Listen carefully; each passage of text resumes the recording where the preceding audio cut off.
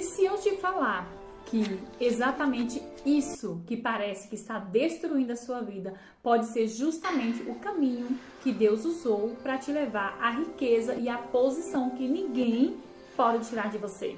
Então preste atenção nessa história. Tudo parecia estar destruído na vida de José, foi justamente o caminho que Deus usou para levar a riqueza e a posição que ninguém poderia tirar dele. José não imaginava que os seus próprios irmãos o vendessem como escravo. Talvez ele tenha pensado que os seus sonhos tenham acabado.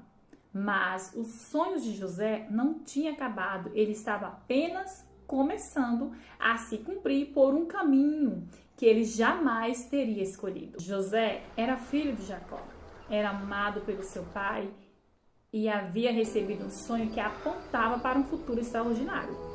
Mas seus irmãos olharam para aquilo que Deus tinha colocado na vida de José e sentiram o quê? Inveja. E um dia eles se encontraram sozinhos no campo e disseram: lá vem o sonhador.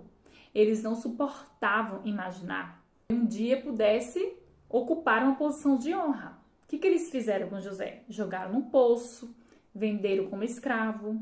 José foi arrancado da sua casa, ele perdeu sua liberdade, perdeu sua família, ele perdeu tudo que aos olhos humanos representava segurança.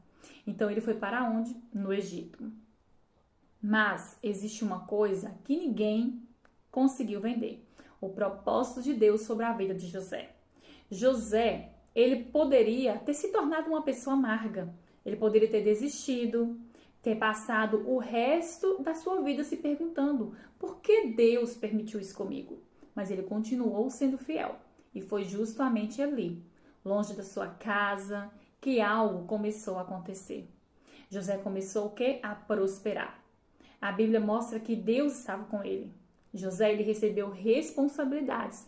Ele administrou a casa de Potifar e tudo aquilo que estava sob a sua responsabilidade prosperava. Percebe isso? Antes de Deus colocar José sobre uma nação, Deus ensinou José a administrar uma casa. Antes do palácio veio a responsabilidade. E antes da abundância veio o quê? A fidelidade. Mas novamente José foi o quê? Injustiçado. Foi acusado de algo que ele não fez. E ele foi para onde? Na prisão.